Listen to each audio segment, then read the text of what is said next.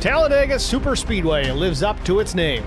Of all the closed-circuit motorsports facilities in the world where sanctioned auto races are held, it is the fastest.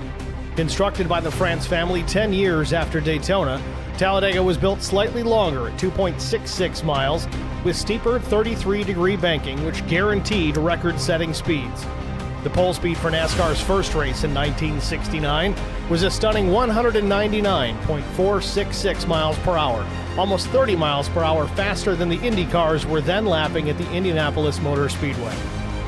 Rule changes in 1987 meant that Bill Elliott's 212.809 mile per hour lap will likely stand forever as the qualifying record at Talladega and for NASCAR.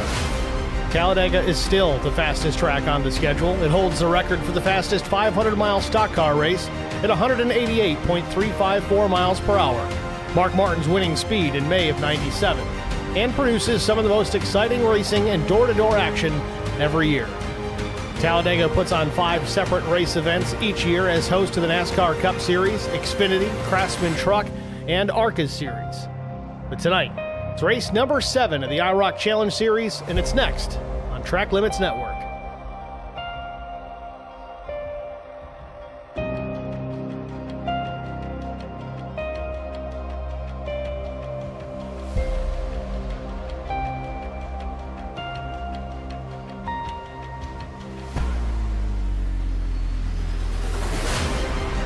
Good evening, everyone. Welcome to the virtual Talladega Super Speedway race number 7.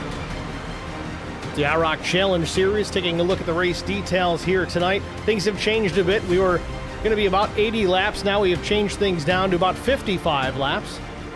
150 miles the race distance. Track temperature 115 degrees Fahrenheit. Drivers working with a 100% fuel load tonight. 3 sets of tires available over the wall if necessary, but it is Talladega, folks. Probably not going to need them too terribly much, if at all. 1 fast repair is available for the drivers that need it, and 3 attempts at a green-white checkered finish if it comes down to it. Again, everybody, I'm Steve Singer with Track Limits Network, bringing you tonight's action. Practice and qualifying already wrapped up. The final warm-up session in progress. Chris Wally the fastest for now at 51 seconds flat. And it's Mike Koch, Steve Durbin, Neil Quick, Tim Schofield, your top 5. Last bit of drafting practice underway.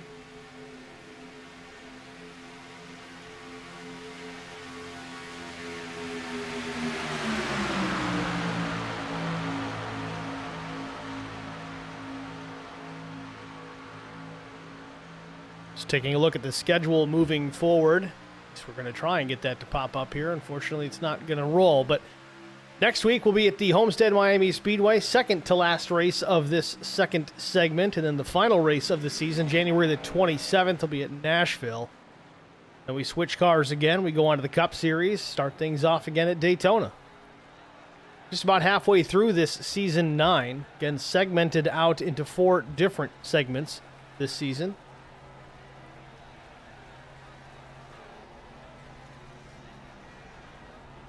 Less than a minute in the session.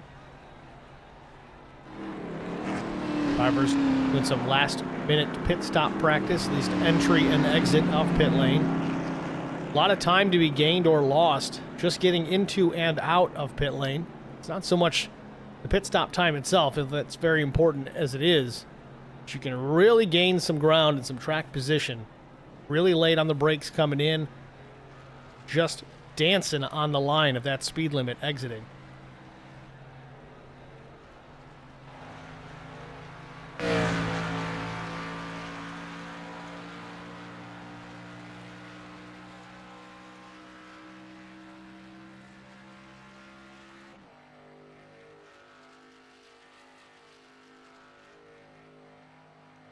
Just about done here in the session. We're going to step aside really briefly here. We'll be back with our starting grid after this. Stay with us.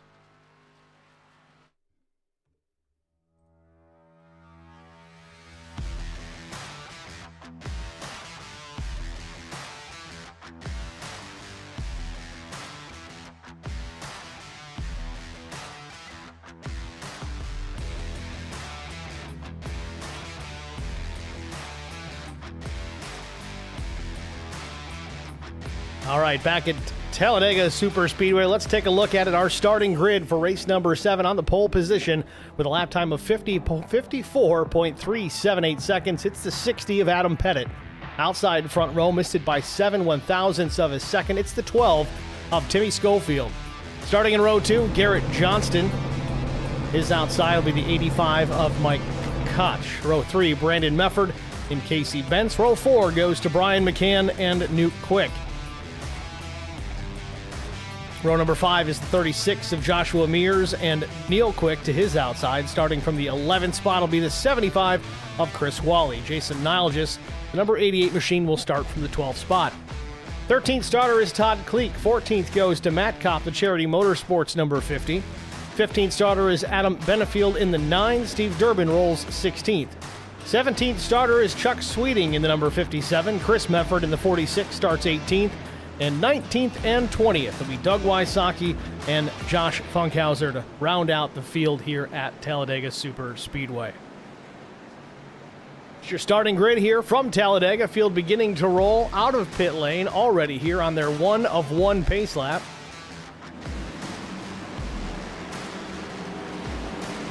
Again, race details tonight. 55 laps the race distance, roughly 150 miles. Track temperature 114 degrees Fahrenheit, working with a full load of fuel at 100%.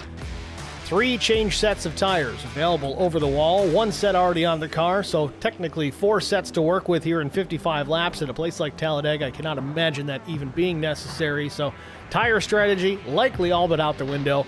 1 fast repair to work with, 3 attempts at a green-white checkered finish if it comes down to it.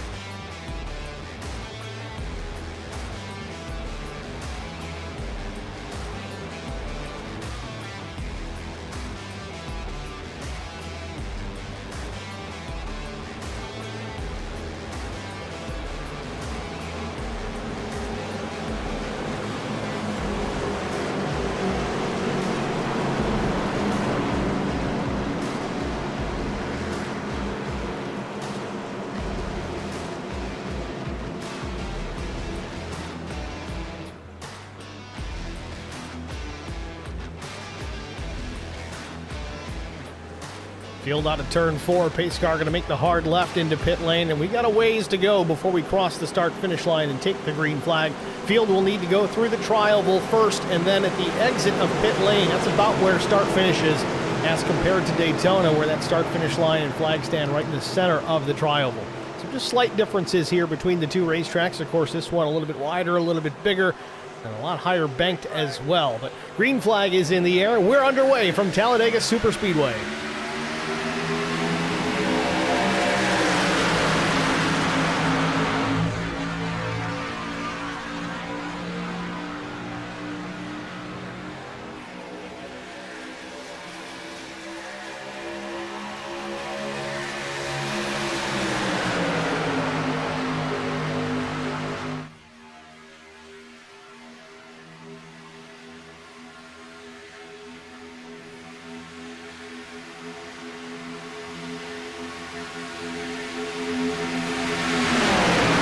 Field into turn 3, still coming up to speed. It takes about a full lap to be up at full song, but Pettit still with the race lead.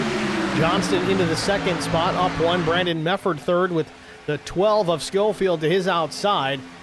Field back around here into the tri-oval for the first time this afternoon. Pettit with the lead. Johnston still in tow. They cross the stripe. The 60 machine will lead it. The outside, Schofield with a big-time run. The 85 of Koch pushing the 12 to the front.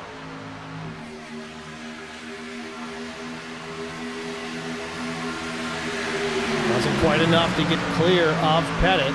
Loses a little bit of momentum out of turn number 2. Big time bump from Koch. Gets the 12 a little bit upset, but he keeps the hammer down. Jumping out of line here just a bit. Neil Quick to the top side and Brian McCann on the bottom. Drivers getting back in line, and 3 wide, a little bit back from the top 6, 7 spots.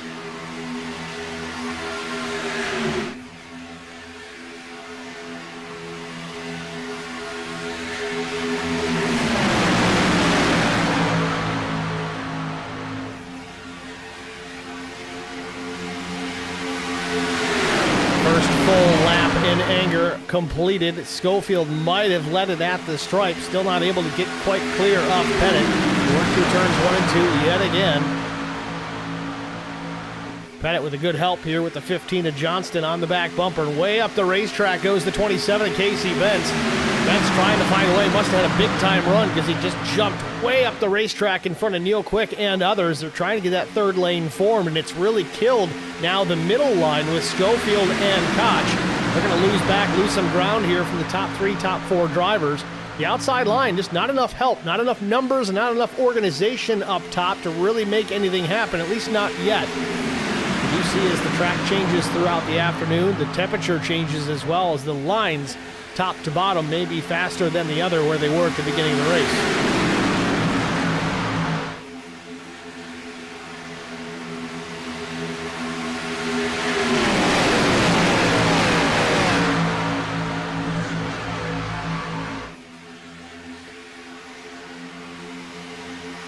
Mefford steps out of line from behind the 15. Now he's got a bit of a run. We'll see if Schofield and Quick will go with him. Outside a little bit more organized. Now a 6-car group up top.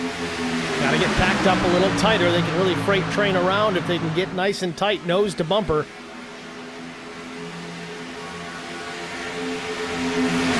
Chuck Sweeting a little upset off the bottom of the racetrack. Was way down on the apron on the middle of the corner. Drives it back up without incident.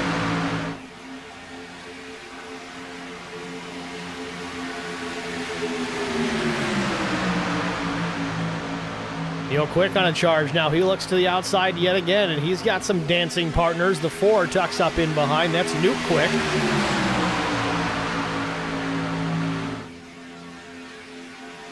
Still not enough numbers in the top really to get going here. The inside seems to be king for now.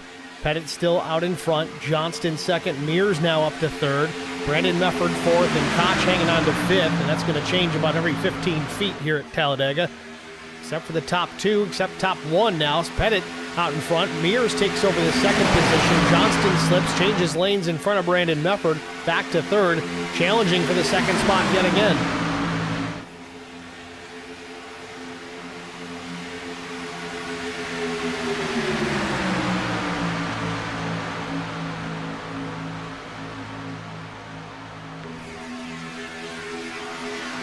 Now Johnston working to the outside of Pettit with some drafting help with Mefford, Schofield. Looks like maybe Steve Durbin in the mix as well. Durbin now steps out. See, that's going to be the problem. You get such a big run. If you just stay connected to that car in front of you, make that one big draft, you're going to fly by the race leaders, but they just can't help themselves. They're racers after all. They want to race. Unfortunately, it just kills the momentum of the line that they're in when they abandon it. Johnston and Mefford are going to have to rely on a little bit of side draft here to stay up with the top 3, top 6. Really, we're 3 wide for the top 6 as we're through the tri-oval. Plenty of room there. At the front now, Durbin crosses the stripe first, moves Pettit back just a couple of spots. Nile just in the 88 up to second.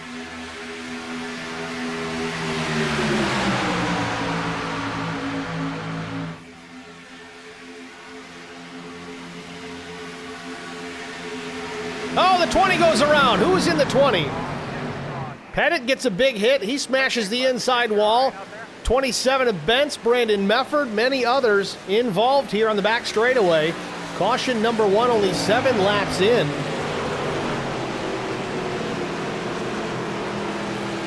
Not sure who's in the 20. Don't see it on my timing and scoring. It looks like it's Jason Nilgis. Okay, so that's Nilgis in the wrong paint scheme this week. Should be a number 88 on the side of that machine. But it looks like he was the first car to start throwing tire smoke. Might have been some contact there. We'll see if we get a peek at exactly what just happened. Just give us a moment.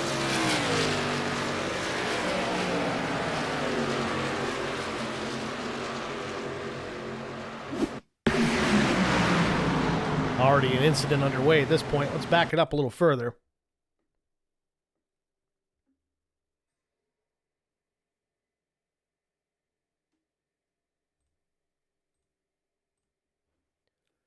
Taking a look at it from the blimp here, watch the 20 in the far left of your screen here. He's going to scrape the wall a little tiny bit off of turn 2, which is going to break the momentum enough. Then he gets crossed up. I don't know if that's from him getting into the back of Durbin or if Neil Quick made a little bit of contact. Certainly does there in the checkup from the 20/88.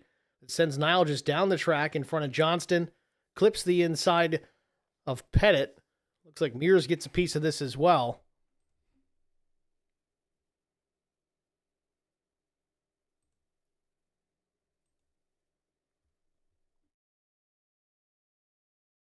Nile just still spinning down the track, clips Bentz on the right side door. Again, they do have a fast repair to work with, so this is not day over for these drivers in this incident. As long as they're able to get back to pit lane, they can burn that fast repair and stay in this race.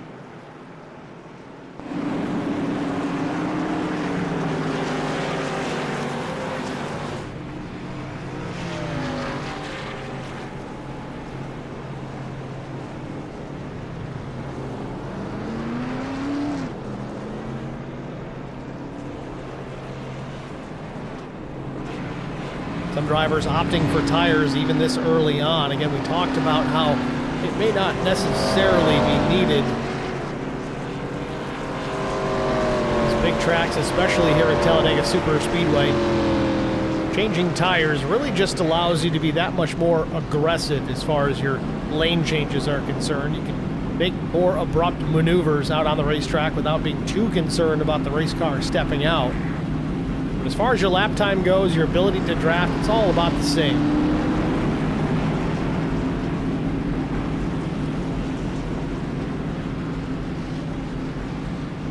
So Neil Quick still in the pit, so is Casey Bentz, Jason Nilgis.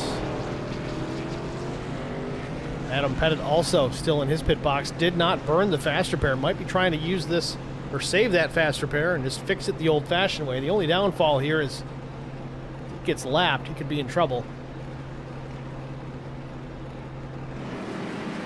Leaders are in turn 3, so he's got some time to get back out. So also for reference, you'll see the number 22 in the picture here. It should be the number 50. That's what it shows on the tower, so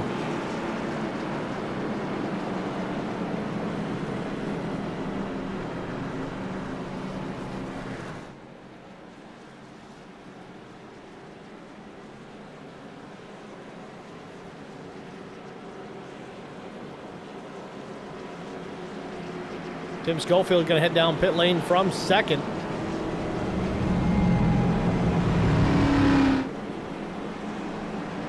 So is Chris Mefford and Steve Durbin.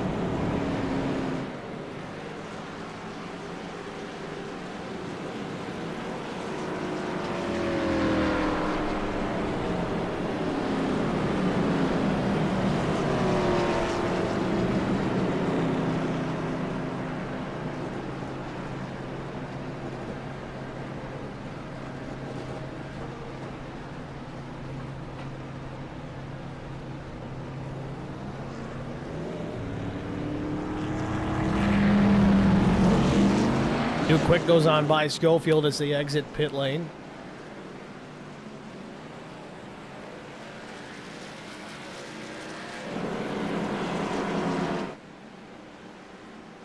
So race leaders out at turn number 2 here, still behind the iRacing pace car. Your front row is going to be Matt Kopp and Chris Wally.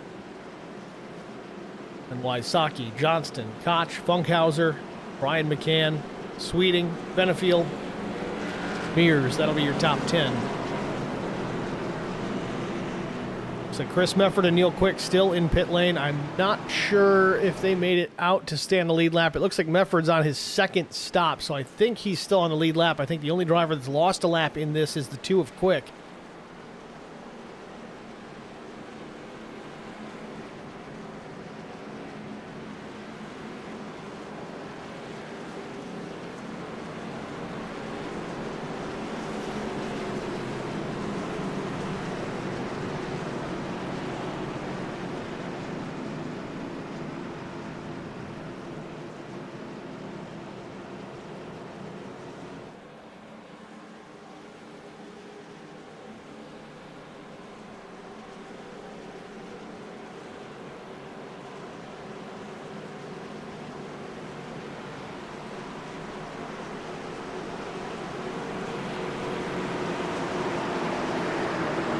Race car is in. Again, the field are going to have to traverse this tri-oval all the way to its end before the start-finish line. Restart zone about where the start-finish line would be at Daytona. Green flag, green flag. Flag in the air.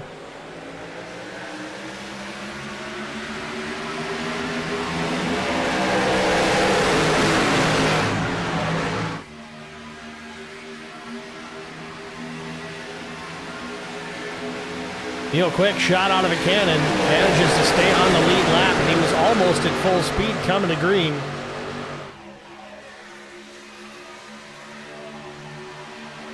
So even through that wreck, we still have every car who started this race still in the race, still on the lead lap, still in contention as the field works down the back straightaway. Kopp with the lead. Johnston now up into second, but for how much? Wally there in the middle, and up top it's the 34 of Doug Wysocki.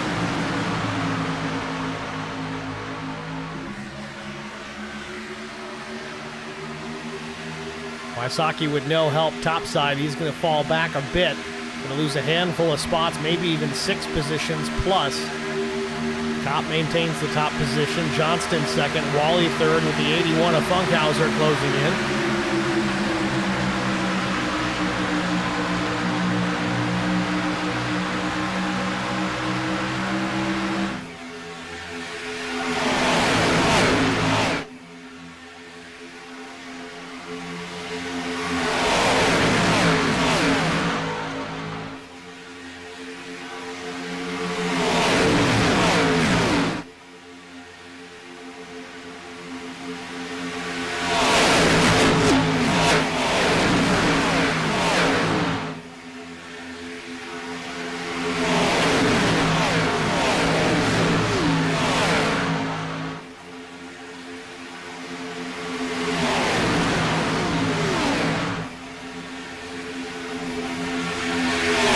Laps on the board. Wally now edges out to the front of the field here. Kopp trying to battle back on the inside, but Brian McCann into the frame here with that black and red number 3. Tucks in behind the 75 of Wally. On to turn 2. This has turned into a sprint race here. A little bit shorter race distance than what we've had in previous events. 150 miles or 150 laps, whichever comes first. Forces these drivers to be in attack mode right out of the gate.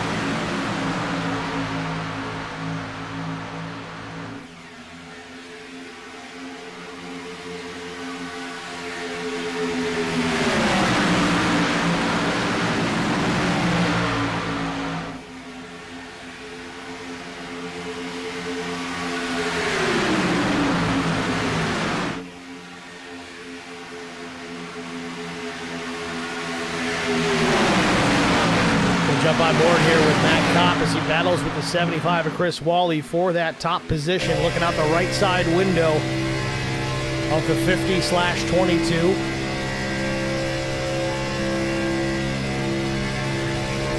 Kopp out of Pendleton, Indiana.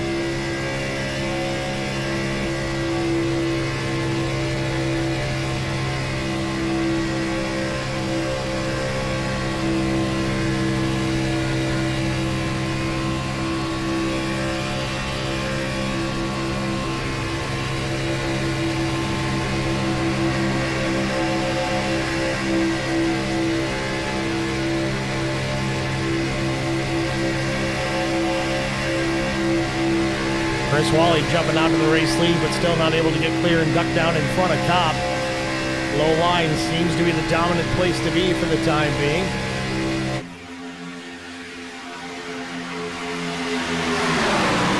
Relatively equal numbers, top lane to bottom lane. Now that's going to help even out things as far as the draft is concerned. You've got 6 cars up top, about 6 or 7 on the bottom, but they're spread apart more, so a little disorganization on that low side.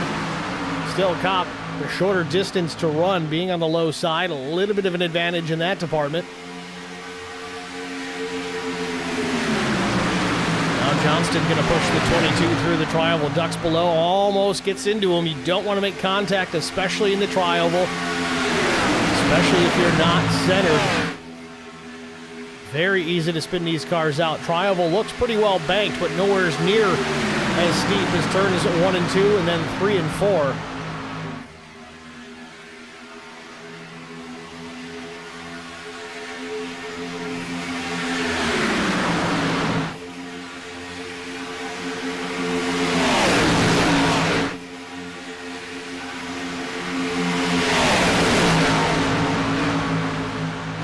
aggression here at Talladega has come down just slightly after that lap 7 incident. Figured there was a handful of cars that likely burned a faster pair, and now they're out there without that backup plan, without that safety net. So if something does go awry, they're kind of in trouble. In fact, you see Adam Pettit, who's leading this race from pole position early on. We'll take a look here at the 60 machine. He does have some damage still on that car. You can't really see it from this angle. A little bit on the right front there where the hood meets the right front fender.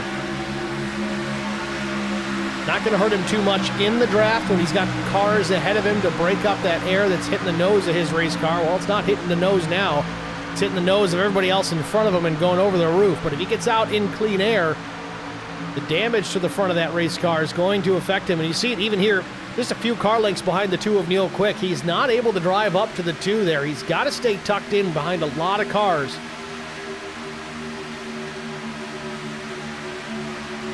Schofield in behind the 60. I don't know if Tim knows that he's got damage on that 60 machine. In fact, if you look even closer here, maybe we can get close, the nose of that 60 even pushed in a bit. So not a flush surface on the front bumper of Adam Pettit's machine. Right front fender still damaged. He needs to cross his fingers for another opportunity to fix this race car or burn the faster pair, one or the other.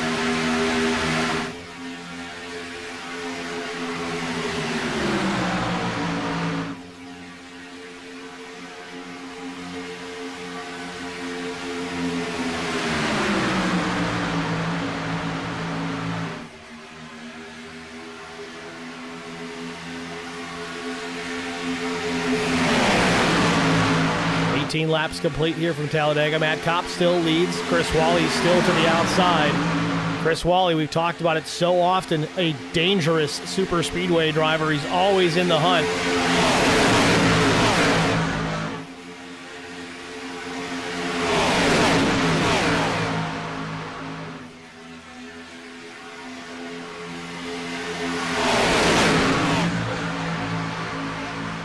Kopp still doing a good job hanging on to that top spot. Now Johnston in behind him. Johnston showed to be a decent pusher early on in this race, at least in those first 6 or 7 laps prior to the caution. Able to push Pettit and keep him out in front. It wasn't until he stepped out from behind the 60 that things got a little crossed up in behind him. That's when that crash ended up happening. I think Johnston and Pettit were both involved in it, as well as Jason Nilgis and others.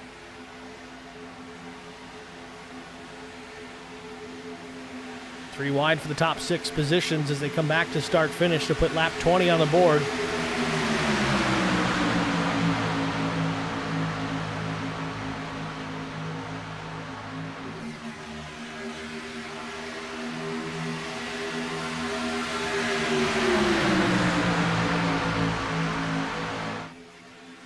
Johnston out of the line here, drops it way to the bottom of the racetrack. I don't know if he had a moment there or decided it was getting a little too hairy out in front.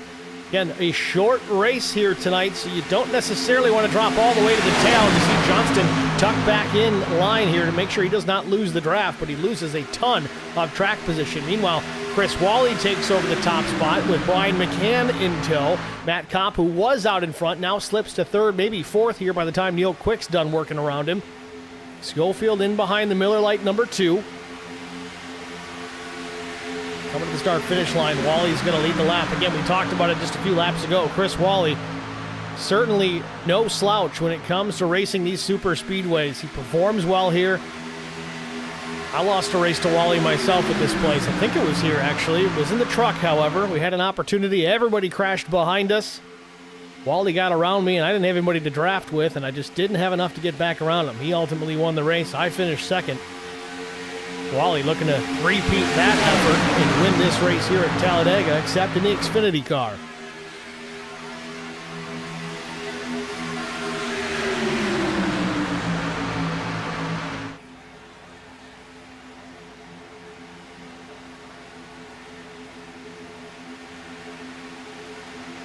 Now at the stripe, 2 IROC veterans at the front of the field. In fact, 4 IROC veterans at the front of the field. You got Wally, Neil Quick, Schofield, and Brian McCann. Even Matt Kops, if you want to make it 5.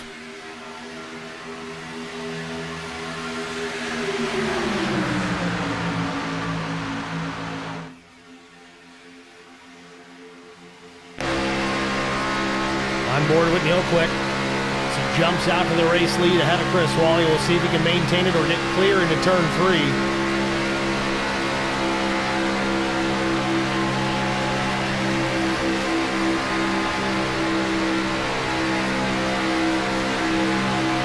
Have the momentum or the drafting help to get it done here. Slips back to third as McCann pushes Wally back on by.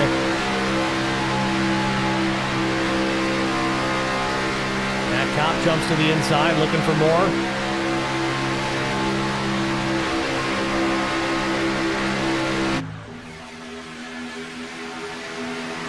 Tim Schofield has slipped back a bit now to the 12th position. That's how quickly things can change here on the super speedways. If you step out of line, you lose that draft. You lose 4, 5, 6, 7 mile an hour at least in an instant, and you free fall like you're tied to a tree. Meanwhile, Wally back out in front now. McCann in second. A little wiggle for Matt Kopp. Don't see that very often on the super speedways. Loses the back of the race car just a touch, slips up the track. Doesn't appear that he lifted at all as he's still tucked in behind the 3.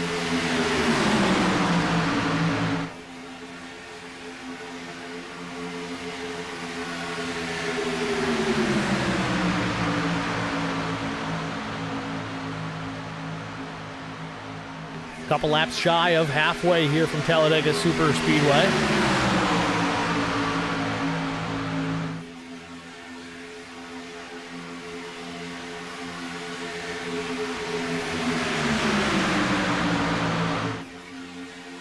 Now, I know we're not at Daytona, but the race length and the number of cars we've got on the track, I tell you, this certainly looks like one of the duels, doesn't it? Oh, Matt Kopp wiggling in the corner again.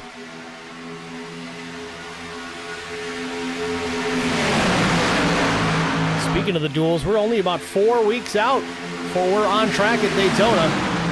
For real. Matt Kopp struggling with the handling of that race car. Let's go on board. Look at the driver's eye camera from Matt Kopp. See what he's doing. Listen to his throttle inputs. Is he checking up a bit? He's off and on the gas quite a bit. Listen close.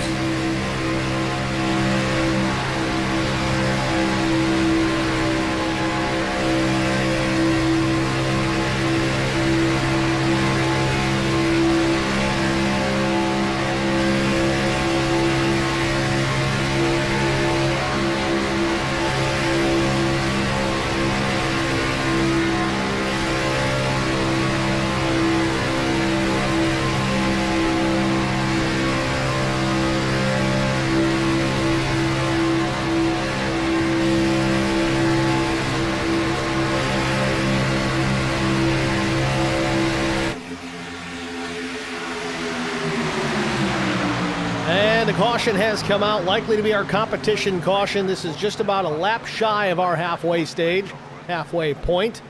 Yellow on the speedway, no on-track incident to report. So caution number 2, this one just the planned competition caution. Get these guys a bit of a reset, make a plan for the rest of the way. With that, we're going to step aside. We're going to get our break out of the way in the meantime. We're not going to go side by side. We'll take the break during the yellow. We'll be back with the restart after this. Stay with us.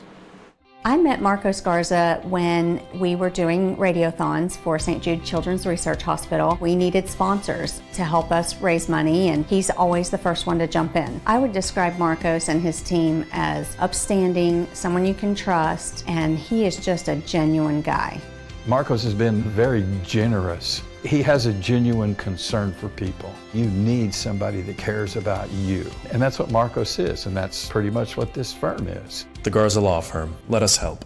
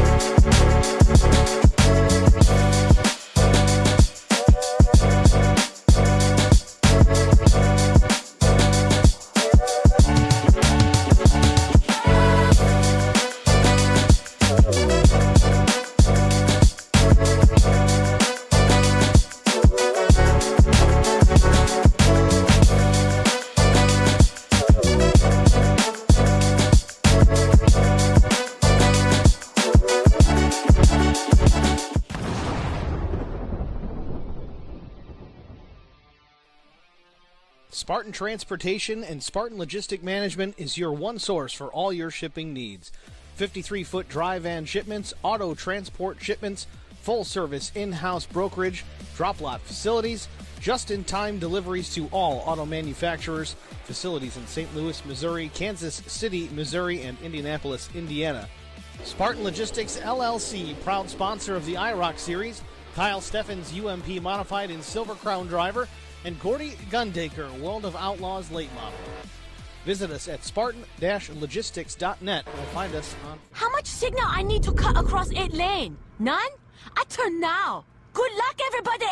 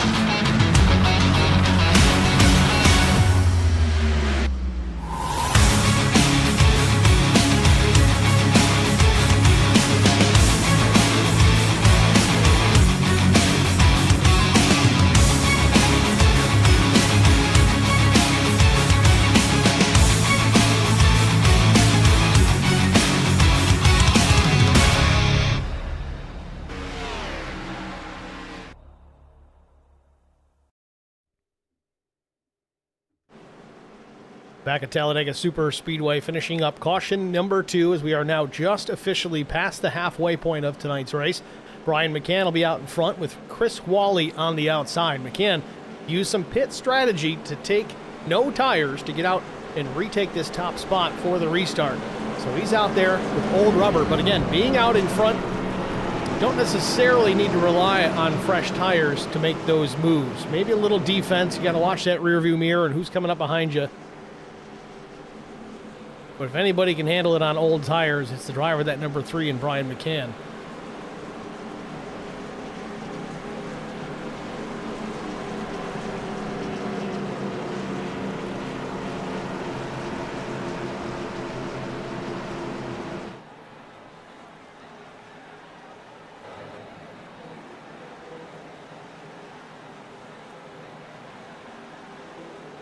Field makes its way into the tri-oval here as we're set for a restart.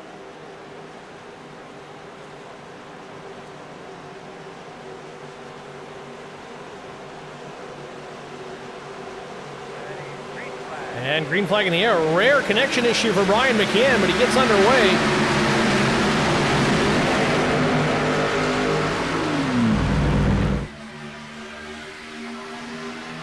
We got one question in the HBR TV chat, says, will there be another race? Well, not tonight. This is a regular season race for the IROC Challenge Series. But yeah, a week from tonight, we'll be at Homestead Miami Speedway with the Xfinity car. So if you'd like to tune in there. Plus, we got more action this week. We'll be covering the VRL Vigilante Racing League on Wednesday night. And then some more action coming up this Sunday evening for the Pro Sim Racing Alliance. So there'll be more races, just not tonight. Chris Wally noses out in front with the help from Neil Quick, pushing the 75 to the race lead. Wally seems to like the top lane here as he stays up for now. And wants to bring Neil Quick with him down to the bottom of the racetrack. They do it right in front of the 3 of McCann, coming back to start-finish. Tim Schofield has worked his way back up into the hunt as well to the outside in the black and yellow number 12. He's got the 9 of Adam Benefield closing up. Benefield all over the back bumper of the 12. Neil Quick looking for the race lead, drifting up the racetrack. Wally slams the door, and Schofield Down the racetrack, clips the 81 of Funkhauser, still no caution. The 12 hits the inside wall, yellow does not come out. Somehow everybody stayed clear enough that it does not trigger a yellow, so Schofield's gonna drop all the way to the back, and Funkhauser may be doing the same. He's got some damage. We'll take a look at it here in just a moment.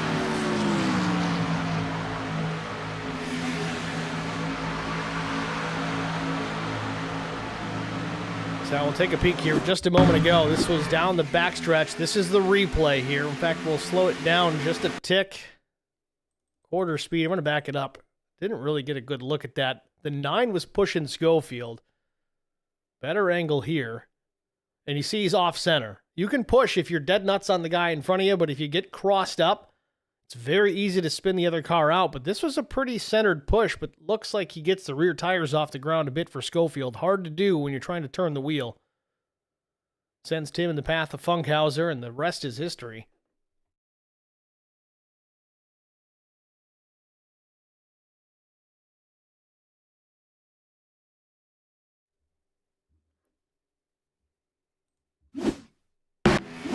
Back live here, McCann out in front with 25, coming to 24 to go. Benefield in behind the 3, but Chris Wally and Neil Quick on the charge again. Here comes Jason Nilgis in the 20 as well.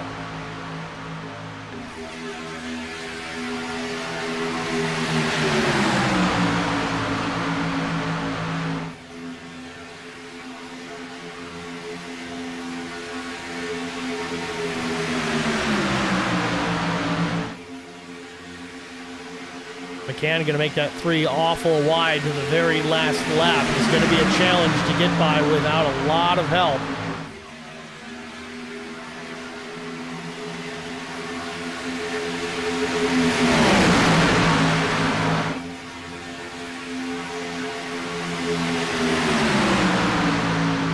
Through the trial yet again, coming to 23 to go. McCann leading the 9 of Adam Benefield with that outside line. Grouped up nicely, Wally in front, leading the top lane, Neil Quick in behind, then Jason Nilgis, Casey Bentz, and Koch further in behind Steve Durbin. Looks like equal numbers top to bottom here, but who's going to get straightened out single file the best? That's the lane that'll move the fastest.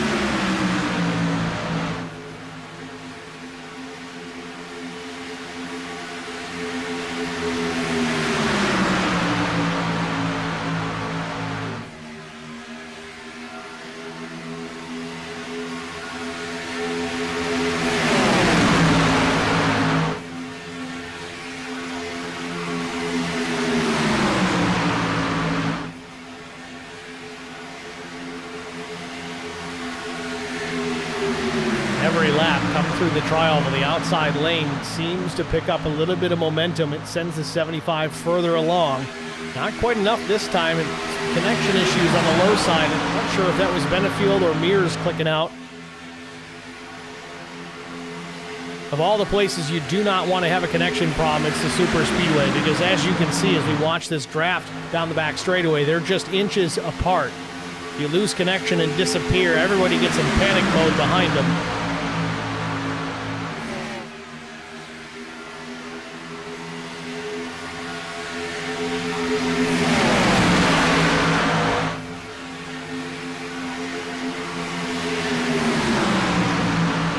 Big time run for the low side this time by McCann, out to a few car length advantage over Wally, but again, another run out of the trial. The outside seems to gain a lot there, but unfortunately it's going to be too little too late. If that happens in the last lap, they're going to need to find a way to build a bigger run sooner.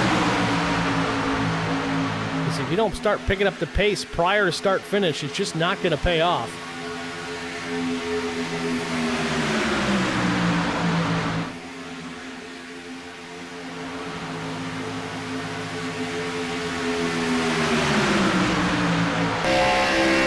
Looking back from Brian McCann at the rest of the field.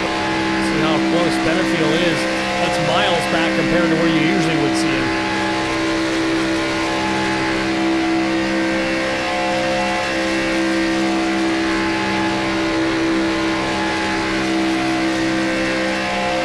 There it is again. Look at the outside, the 75. From 5-6 car lengths back to alongside the race leader. Just a big-time back-and-forth seesaw battle.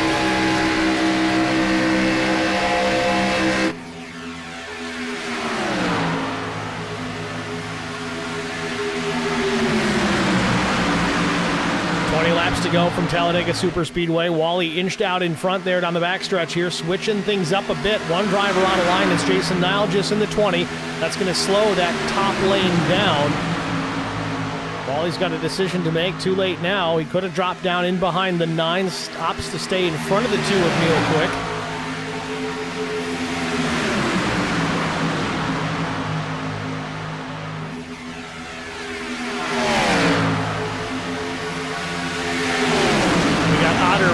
In the IROC chat said, need an onboard shot. I don't know if that was after I did it. I didn't see it until just now, but I hope that's what you were looking for.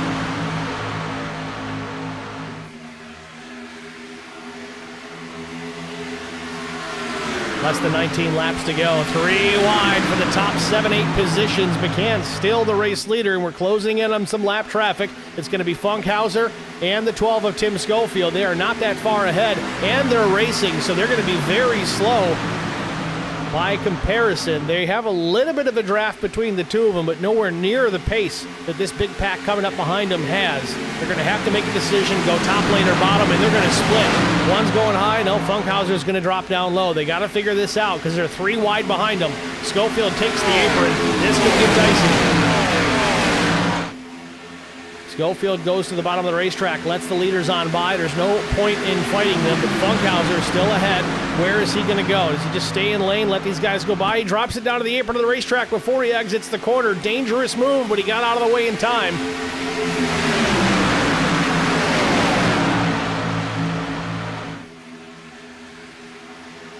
Still, 3 wide battle here at the front of the field. It's McCann, Wally, and now Nilgis, the top 3 cars in line, and they're all side by side for the top 6 positions.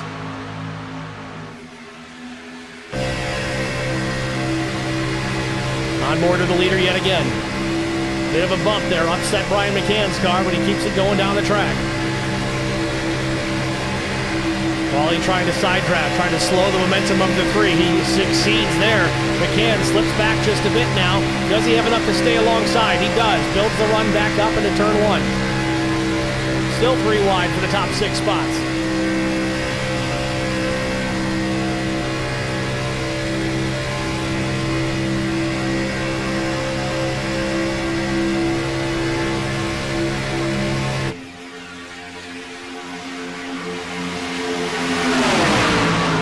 We still got 16 laps to go. It's only going to get crazier. 2 by 2 by 3.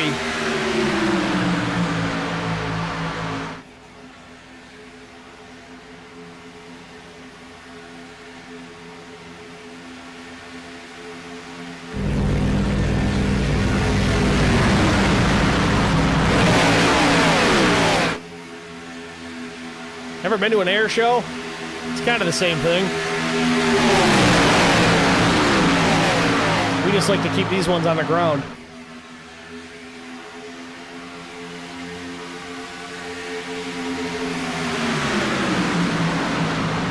$15.5 laps remain. Chris Wally still doing a great job here near the front of the field now with the race lead. Big push from Neil Quick and Casey Bentz. Here comes the 45 of Todd Cleek. Wally's going to drop down now, gets in front of Brian McCann, officially new race leader out of turn 4. Will he hold it back to the stripe? He's got a ways to go. Big time push from Brian McCann, upsets the 75 just a bit. We're 3 wide for the lead. Durbin gets crossed up, but he keeps it straight.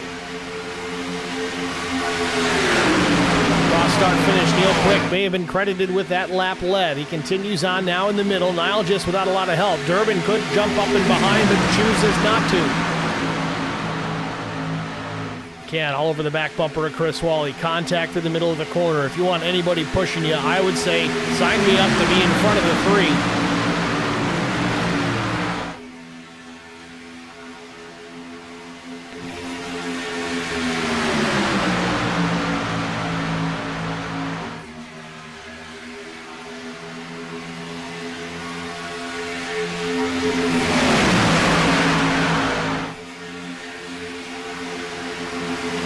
Chuck Sweeting blinking out just a bit there further in the pack. They fifth car in line on the inside. Meanwhile, McCann switched lanes, jumped up in front of Neil Quick, and retakes the top spot on the nose of the two. Back into turn one. Will he stay with Neil Quick? No, he can't, because Wally jumps up to the inside again. But Benefield not close enough to really help the 75 out of turn number two. He's going to lose some ground here down the back straightaway. Thus Benefield tucks back up, and he does. New Quick in the 4. He's also there on the inside lane in that white and red number 4, the Kevin Harvick colors.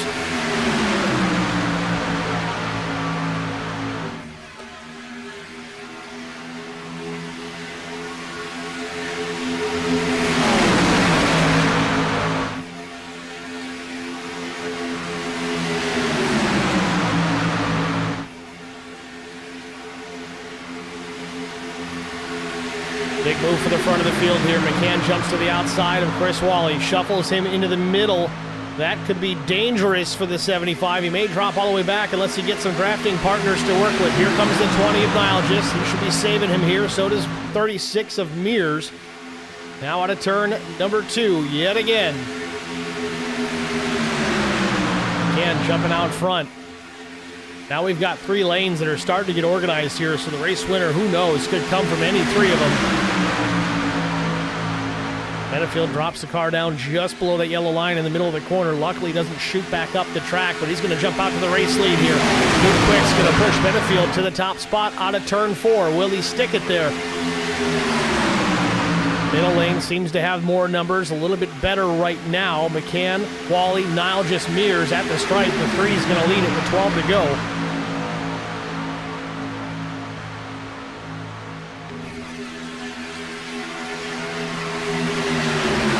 Benefield back out in front. Big time push from Nuke Quick. Nuke gets to the bottom. Nope, slams the door, does the 9.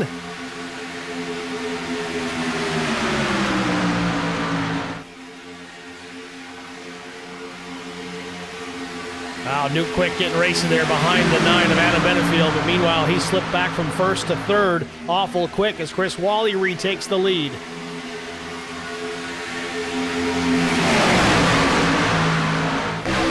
Right on board with the 4. Watch his maneuvers here in this pack.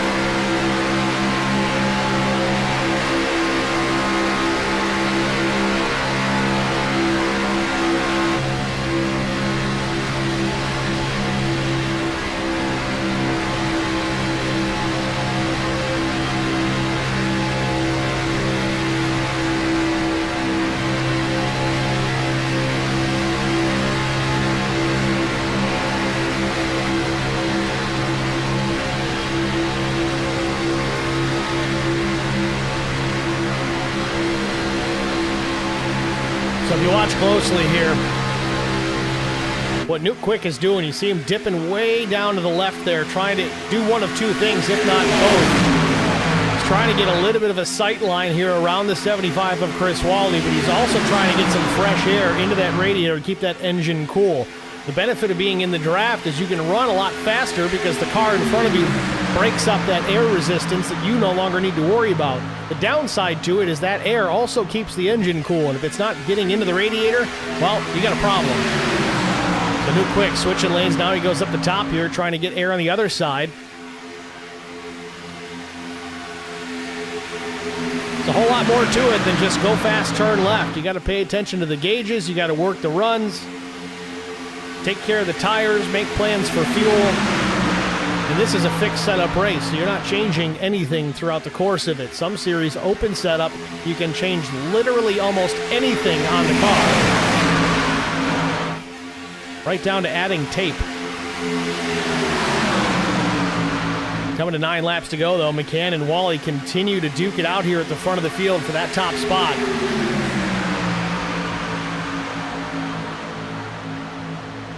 Benefield below the yellow line again, entering turn 1. Gotta be careful as these tires continue to wear out. It's going to get harder and harder to save that race car if you do that.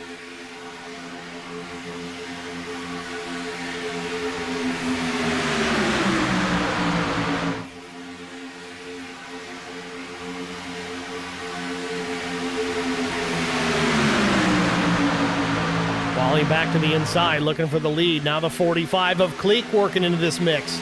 No help for the 45, though. He's got to find a partner. Meanwhile, Wally back out in front. McCann trying to find a way off the nose of Koch.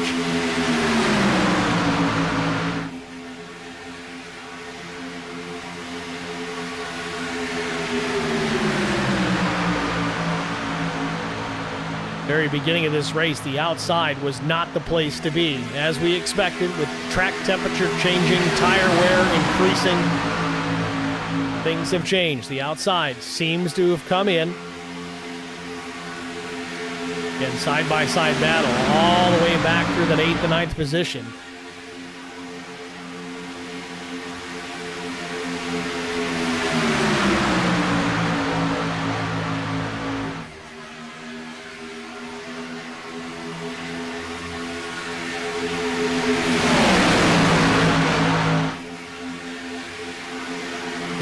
Chris Wally shuffled out of the pack, jumps him down almost to pit lane, but he gets back up in line in front of the 9 of Adam Benefiel. I think Adam checked up enough to let him go back up, knowing that he shuffled him out of the pack, but meanwhile, Koch is going to drop down in front of Chris Wally, get clear. Now he's going to put his sails in the wind, trying to go to the race lead, and he succeeds.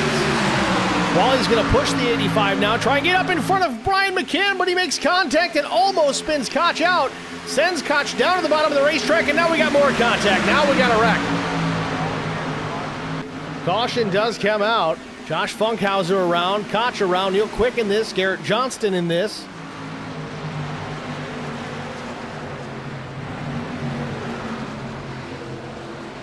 Somebody lost a hood tether. That thing continues to bounce.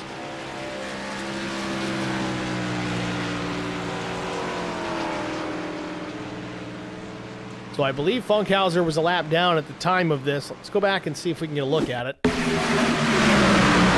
It's already in play. Let's back it up. My favorite thing to do. Niall just gets the fence off turn number 2.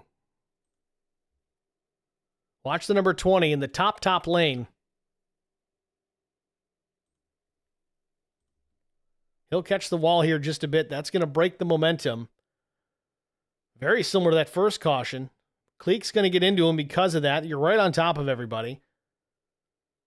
Cleek gets crossed up. Little push from the 27 event. Sends him down into Funkhauser, which chain reaction sends him into Koch.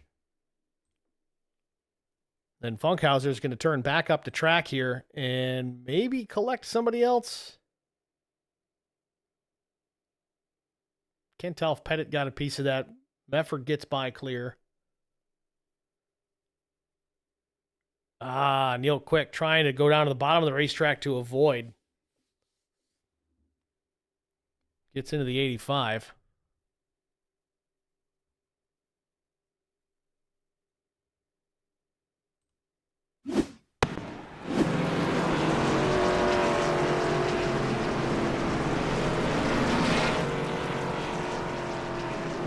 Now there's a Casey Bentz and there's a Joshua Mears in this race.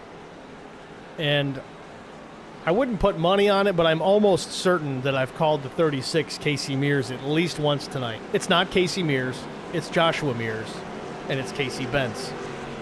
So my apologies if I screwed that one up. I don't think it's the first time I've done it either.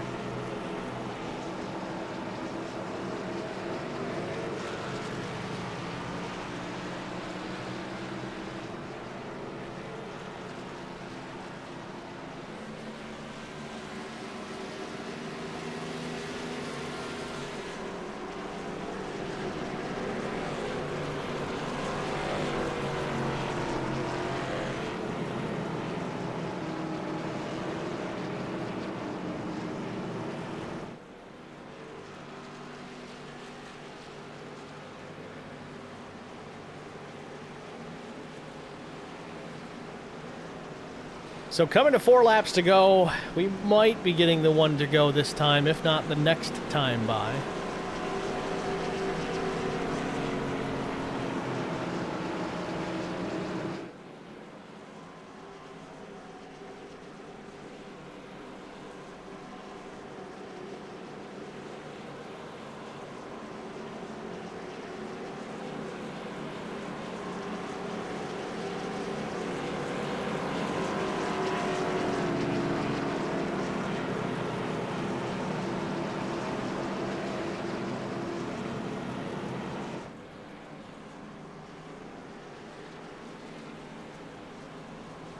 So it appears that our top two are going to be Josh Mears and Chris Wally.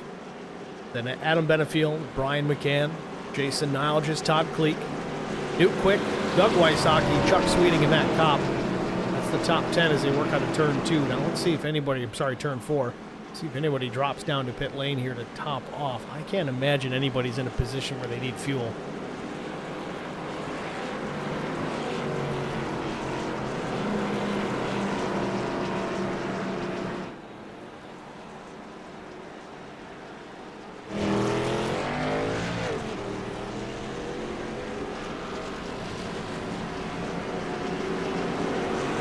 I don't know, Chris Wally working the bottom of the racetrack here, again trying to shorten up this lap as much as humanly possible. He might be close on fuel, it's hard to say. He made a pit stop at lap 26, but with a full load of fuel on board, I would expect 30 to 34 laps. And we've had a couple of yellow, I don't know. We'll see how it plays out.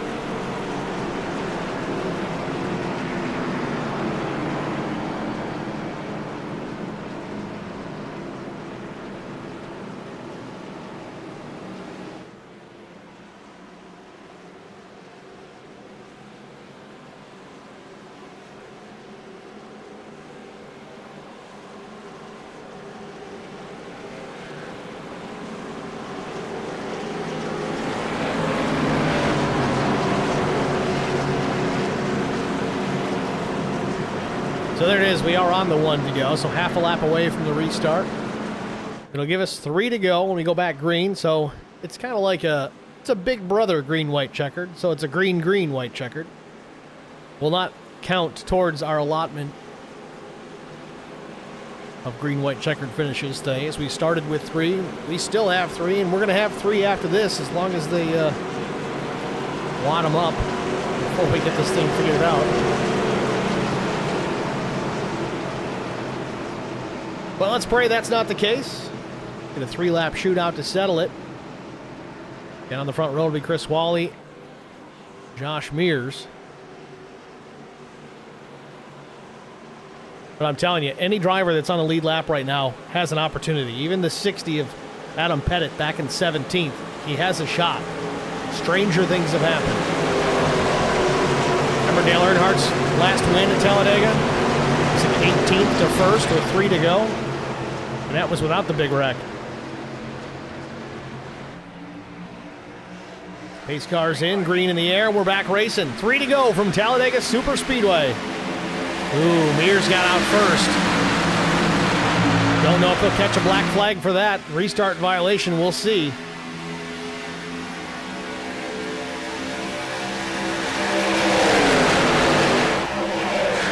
Josh Mears out in front, Wally second, Benefield and McCann to the outside. Watch the 9 and the 3. Those two have been fast all race long.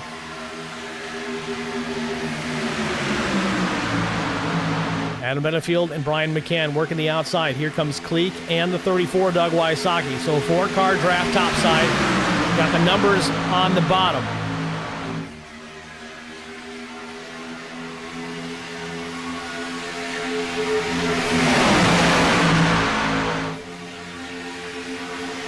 Mears switches lanes, not enough room to do it. Opens the door for Chris Wally. Now they're 3 wide for the race lead. Coming to the stripe, it'll be 2 laps to go. Chris Wally, your new leader, but the outside with a major run. Adam Benefield works around Wally, but not enough to clear. They're in turn 1. Mears loses some ground. Obviously not catching a black flag for that restart. I really would have thought Mears would have been in trouble for that one, but he gets away with it. Now just a bit of a bump from the 4. Gets him crossed up. Meanwhile, now just all over the back bumper of Chris Wally. There is not even a bit of daylight between the front and the back. Not square. Got to be square to push in the middle of the corner here at Talladega. You're going to wreck the whole field. Off turn number 4, Wally trying to drive it back to the line here. 1 more lap to go. The white flag is in the air. Final lap from Talladega. 1 more to go. Caution won't stop us now. It's going to be a race all the way to the end. Niles just gets crossed up. Nuke Quick pushing the 20 with all he's got. Wally still with the lead. Does the outside have any momentum? The middle certainly does. Benefield with Brian McCann only pushing, and we got one car smacking the wall. That's Cleek. Cleek pancakes the backstretch wall, but continues on. We lose the outside lane. Couple more corners, and oh, big time contact and up the racetrack. Chris Wally almost out of the ballpark. Nuke Quick's going to take over the race lead, and will they catch him to get back to the line? Into the trial for the final time. Matt Kopp working his way, looking to the outside. Nuke throws the block at the line. Quick wins it.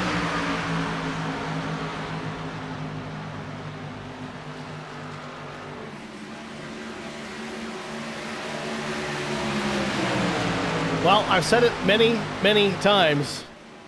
Calling these races here in iRacing, I'm just glad that this is a sim, because that would have been a very bad ending if it wasn't. Take a quick look at it here just a moment ago. Big time wreck already underway. Jason Nile just getting into the back of Chris Wally in the middle of the corner. It was a square push. He was right dead center, but it got Chris crossed up. Lost a little bit of momentum, so he wasn't clear to come back up the track, and you see the rest is history.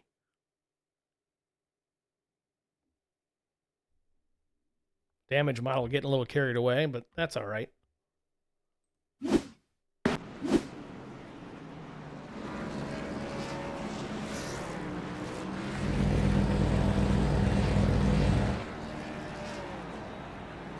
Nuke Quick trying to celebrate, just pounds the inside pit wall.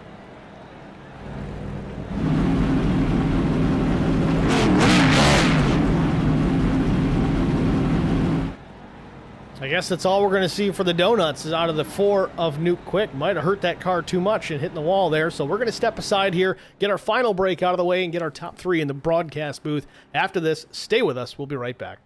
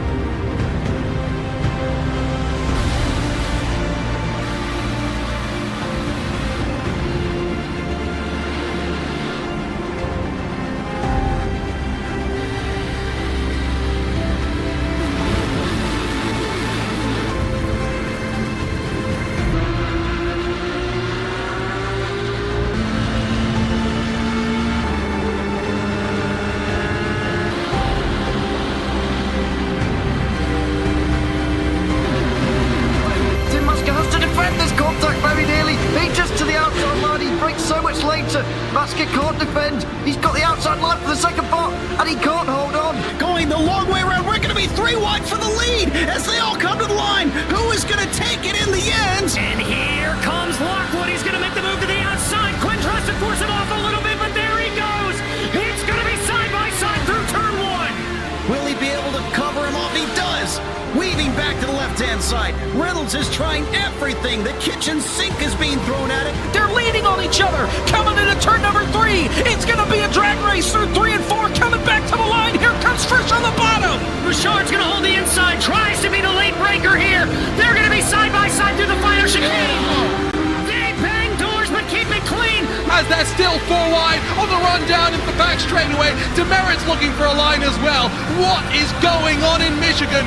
Novak into the fence. They're still beating and banging. Oh and to the line. He is much faster coming through there. Is there damage on Challenger? Abramitis is ahead. There's going to be a race to the line. Who is going to get it?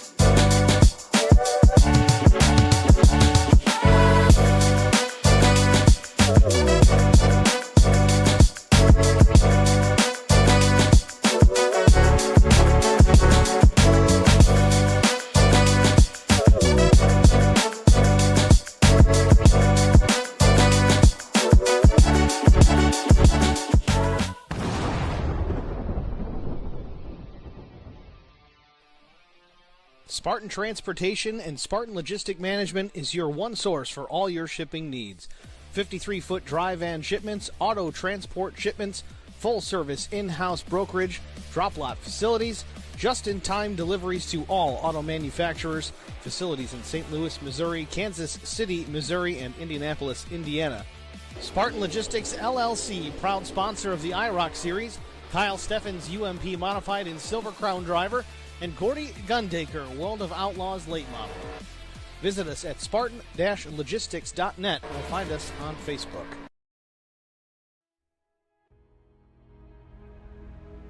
Back at Talladega Super Speedway, this one's in the books and a thrilling finish that unfortunately for Chris Wally saw it evaporate through the final couple of corners.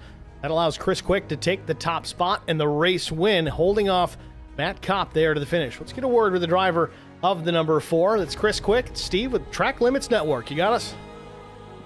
Yeah, I got you. Chris, congratulations, man. A crazy race here. Of course, it's Talladega. These super speedways always tend to get chaotic in the final laps, but you were there. How did you avoid the chaos there out of turn 4 to take this win? It's called luck. It's more than... Yeah, I'm just try to stay low and stay out of the way. Well, you did a good job at that. You drove it home to the finish. After the luck part evaporated, you still had to look in the mirror and to see the 20 of Matt Kopp coming. How were you able to hold him off? Did he have any semblance of a run to catch you? Do you think you had that one locked up? Yeah, no, I was definitely looking at my mirror, trying to make sure I stayed in front of him. Oh, you pulled it off to the finish, crossed that line first. I think it's the only lap you led here today, but it's the one that mattered. Yeah, I mean, I just tried to stay in the back, and for some reason I was trying to save fuel early on. Didn't realize there was a break point, but yeah, it worked out though. All right, Chris. Well, a job well done here. We look forward to Homestead Miami Speedway next week. Certainly different type of racing we're going to encounter there. How do you feel about that place? You got chances maybe for a top 3? Definitely not. I do better on the big tracks. The smaller tracks, I literally just try to ride around and stay out of people's way. Well, Nuke, either way, it's a race win for you here at Talladega. No matter where the track is, you still win this one. They can't take it away from you, so congratulations. Who do you want to shout out to before I let you go? I mean, basically my brother. I mean, he's the one that got me into this, and he's the one that's always helping me out with it. So, Neil, that's who. All right, brother. Well, thanks for talking to us, man. Good luck next week. Yep, thank you. Talk to you later. It's Chris Quick, your race winner here at Talladega Super Speedway. Next, we're going to talk to Matt Kopp. Sorry, I said it was the 20. It's the 22. He's also the 50. So I guess that's his third number for the night. But let's get a word here with Matt Kopp, our runner-up. I guess you could almost say a surprise runner-up, but I guess it's not really surprising when things like this happen at the end of these super speedways. Matt, it's Steve with Track Limits. Do you got me? Yes, sir. Matt, congratulations, man. A runner-up finish after starting 14th. What was the key here today? We saw you get into a little bit of trouble here, of course, able to get the car fixed and back out there as most everybody had. But what was the key to success tonight? It didn't look like we were going to be focusing on you for a runner-up here tonight, but chaos ensued in 3 and 4. Walk us through that. Yes, I think a big thing at these super speedways, obviously, is just being patient. Sometimes they get sent 3 wide too early, and I avoided a few wrecks. Luckily, I was able to avoid that last big one on the low side. I don't know how I did, and made a run at Nuke and got lucky. Speaking of that run through the tri-oval, we saw you. It seemed like you were starting to catch him there, but did you have enough momentum to maybe make a charge? Maybe if there was a start-finish line a little further down into 1, or was it just not quite enough? Yeah, I think it was a little farther. It was closer to 1. I may have had a good run coming up on him. When I first started, went outside, I noticed he moved up to block, which is what should be done, and it kind of slowed my momentum a little bit, but I think I had a little bit more distance. I might have got him. Well, Matt, congratulations. The second place is the second place. Sometimes it doesn't matter how you got there. You look forward to Homestead Miami next week. A very different style racetrack. You're going to be running that high line. You're going to be down low. I don't run it too often, but I think I usually try to stay up higher. There, it just seems to work better for me. So I'll probably next week go back to where I usually finish, about mid-pack, and just ride around and have fun. All right, Matt. Well, congratulations on the strong run here today. Who do you want to thank before we let you go? Just all my teammates, Charity Motorsports, the Meffords, Doug Wysocki, Garrett, Adam, Chris Wally for putting this on. It's a great league, and I enjoy every minute of it. And you for your broadcast. All right, Matt. Well, congrats. Thanks for talking to us. Good luck next week. Thank you. It's Matt Kopp, your runner-up here at Talladega. Next, we're going to talk to the 57, Chuck Sweeting. He's having a good couple of weeks here. He was quite a bit further back in the pack with not a whole lot left in this race, but stuck to it. Chuck, it's Steve in the booth. You got me? Hey, man. How's it going? It's going good, Chuck. Congrats on a top 3 finish here at Talladega. You started back in the 17th spot, kind of rode around in the back for the majority of the day. We even saw you on the apron there with just a few laps to go. Did you have a problem, or were you just trying to stay out of trouble? No, just trying to stay out of trouble. These guys up front were racing really hard, and I was just trying to wait as long as I could, but not be stuck in the back when it counted. And I got back up there after that last caution and kind of stayed there, and then the seas sort of parted, turn 4 there at the end, and I was able to bring it home third. Well, a job well done. Again, third place is third place. Doesn't matter where you start. It matters where you finish and how you got there. Somewhat irrelevant. You just took care of the race car. And I guess that's the old adage. If you want to win the race, you got to finish the race. And you did just that. So congratulations, Chuck. Job well done.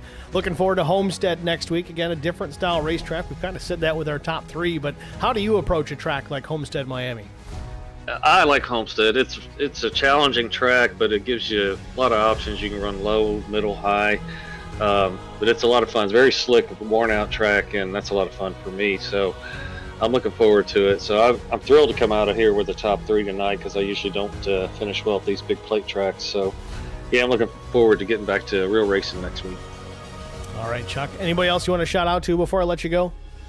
Just thanks to the admins for all the work they do, and congrats to the to Newt Quick and Matthew on their top finishes as well, and thanks to the fans for tuning in. All right, Chuck. Well, thanks for talking to us, man. Good luck next week. All right, thanks a lot. It's Chuck Sweeting, your third place finisher here at Talladega Super Speedway. That's going to wrap up the interview portion of tonight's broadcast. So let's take a look at our race results. Of course, we talked to our top 3, Chris Quick, Matt Kopp, Chuck Sweeting. Neil Quick finished in the 4th spot. Casey Bentz was 5th. Brandon Mefford came home in the 6th spot. 7th went to Steve Durbin. Garrett Johnston was 8th. 9th went to Doug Wysocki. Chris Mefford, 10th. Todd Kleek was 11th. Adam Pettit, 12th. Chris Wally went from looking at a race win to finish in 13th. Tough night for him. Jason Nile just 14th. Adam Benefield was 15th. Ryan McCann, 16th. Josh Mears was 17th. I can count. 18th was Tim Schofield. Mike Koch was 19th. And Josh Funkhauser finishes last in the 20th spot, 8 laps down. It's your race results here from Talladega Super Speedway, race number 7 of season number 9. Just a couple more races left in this segment before we move on to the Cup car yet again. But next week, that's the next race. It's going to be at the Homestead Miami Speedway. We'll see who's brave enough to work the top lane right up against that wall. That's the fast way around that place, but we'll see if it comes to fruition. And you can catch all that action here, youtube.com/@symbol Track Limits Network. Of course, that's the new handle if you haven't already figured that out. If you're listening to me right now, you must have found it somehow, so we appreciate that. If you haven't already done so, go ahead and hit the thumbs up, not just at HBR TV or Track Limits Network or however you see it, but also over at IROC TV. We're dual streaming here in 4K each and every week, so help those guys out too. Give their like a stream, give our stream a like. I'm losing it. I got to go to bed. Either way, thanks guys. We appreciate it. We'll see you at the next one. Thanks for watching. Have a good night.